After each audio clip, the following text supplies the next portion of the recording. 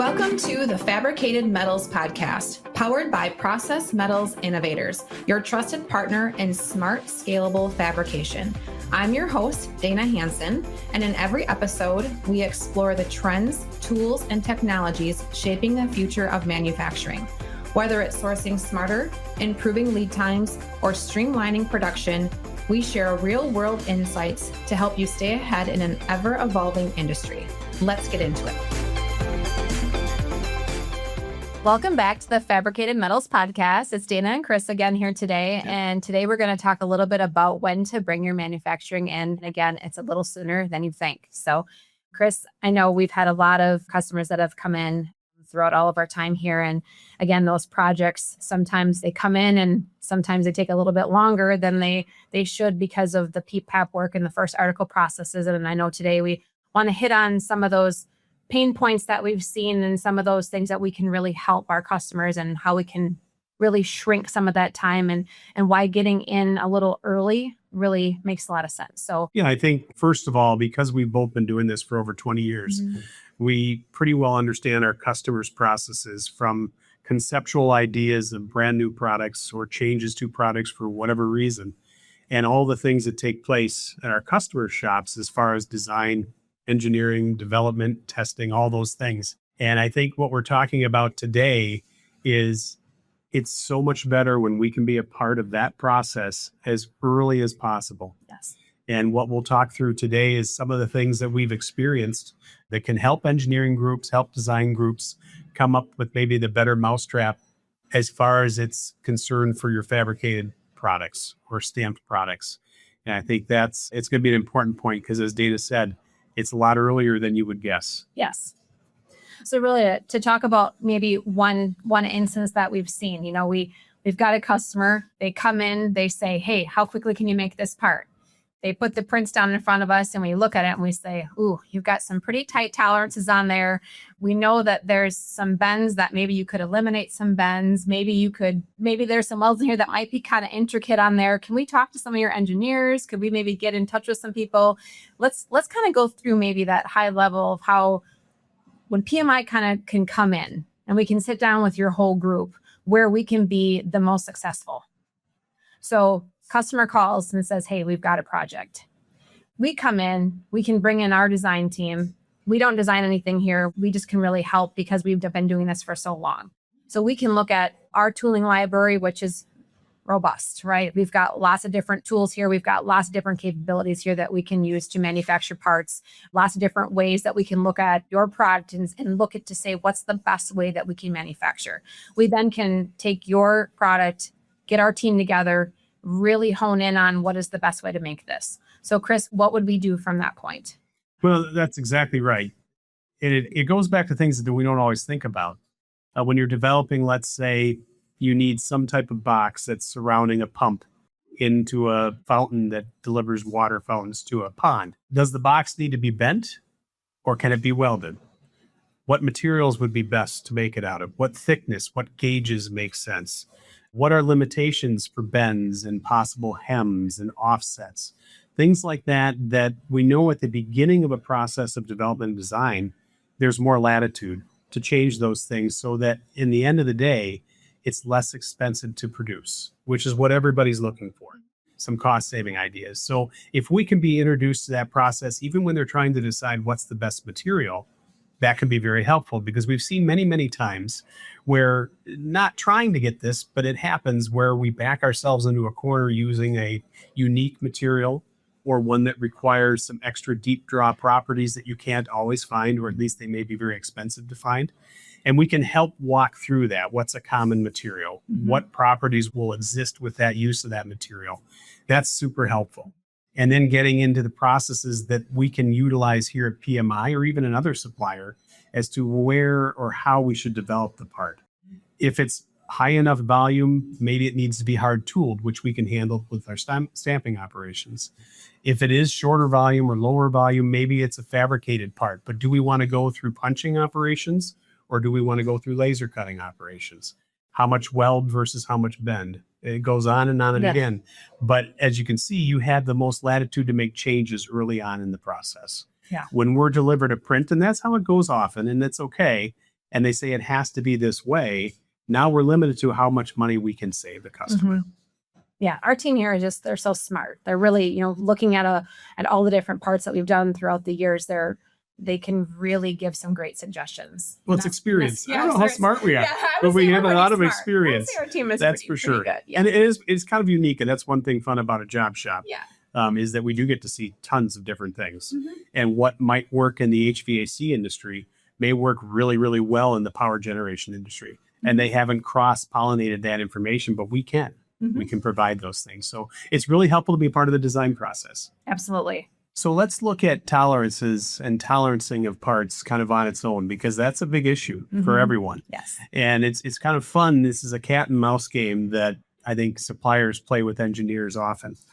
Well, I've been part of many different design meetings and engineering meetings where the engineers are talking about, we know how loose manufacturing gets, so we're going to be extra tight on our tolerancing to make sure we get what we want. And everybody understands at the end of the day, things need to fit together. Mhm. That has to happen. Mhm. But today's use of CAD and computers and even artificial intelligence is allowing us to use things like geometric tolerancing. And many times the tolerances literally are too tight to manufacture. Mhm. And we know that that's not necessarily the design intent. The design intent is for something to fit. And we've seen this time and time again where we review items and it appears from the print and the model that we would need to machine in holes to meet the geometric tolerancing. Yes. But really, it's been over toleranced and the cost of machining is prohibitive.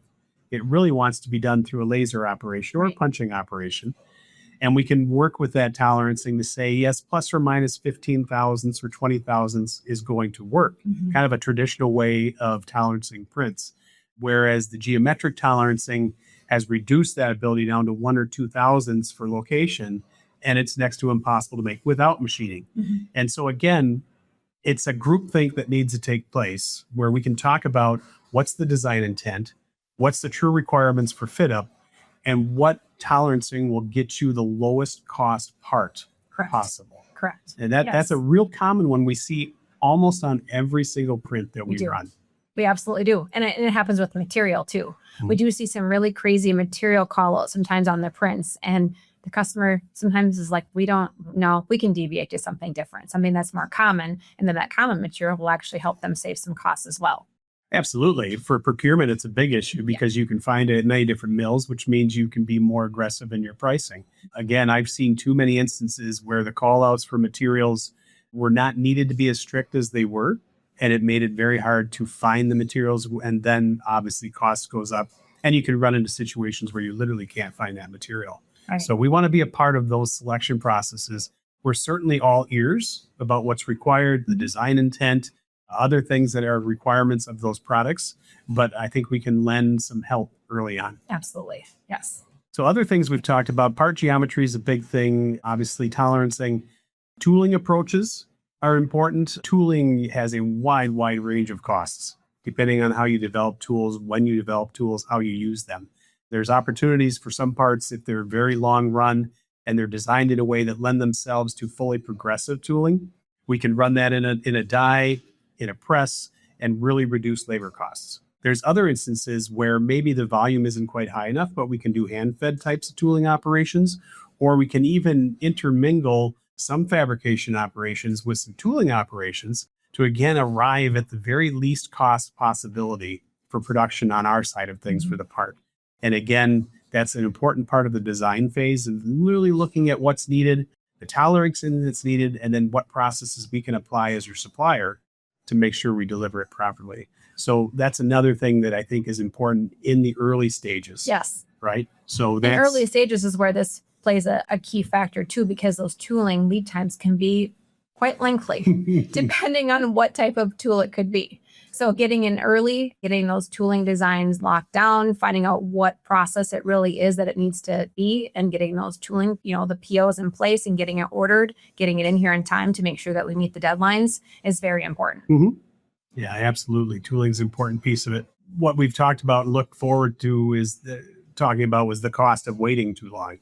And I think what we have seen our experience has been if we have to make a change for some reason, whatever that is, we know that the processes at our OEMs and our customers to do a rev level change or to do a design change is super significant. Nobody wants to do it. No. Like you say rev level change, everyone runs for the hills.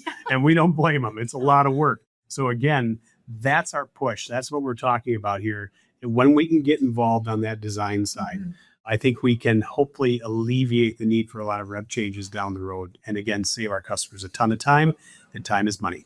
Absolutely it is. Okay, so we hit on a lot of points about how we're here to help you, and just want you to know that that's who we are. Did you know that we're here? We're here to help. You're not out on the island all alone. Like, we are here to be a partner for you. We're here to help you in your early stages of your designing. We're here to help you with anything that you need in your early stages of getting your part set. Anything that you need, boots on the ground, you want us in your facility, we're there to help. If you want to come into our facility, tour, you want to come in and have a meeting here with all of our team, let's set it up. Let us know whatever you need. We are here to help you. Our team will come to your facility. Whatever you need, you let us know. That's the partner that we are, and we are here to help. Yeah, I think that's an important message, Dana. In my 23 years of working in this business, I think I've had 2 instances where we were brought in early in that design stage development of new parts and new products. And we just want our customers to know, and other manufacturers out there, that's why we're here. Absolutely. We have a lot of experience. We've seen a lot of things go well, and we've seen a lot of things not go so well. Chris and I, we have a lot of knowledge in here. It's in there. Like, we want to get it out. We want to let you know, like, what we have in here to get out to you to make it so much easier for you. Yep. And it's going to help spur on some thought processes that may not have been in those rooms or those design meetings in the past. So again, we're happy to do that. We're happy to have you visit our shop, see how different things are made, because always that type of experience will help new bits of thinking on maybe how something can be done. Again, with that overall goal in mind from both of us, let's save some dollars. Absolutely. We're here to help. Thanks for tuning in to the Fabricated Metals Podcast, brought to you by Process Metals Innovators. I'm Dana Hansen, and I hope today's conversation gave you new ideas and perspectives for building smarter. Be sure to follow the show and leave us a review if you found this helpful. And don't forget, you can download our free fabrication buyer's guide at PMILLC.com/guide for expert tips on supplier selection, lead times, and avoiding common sourcing mistakes. Until next time, keep forging ahead with PMI.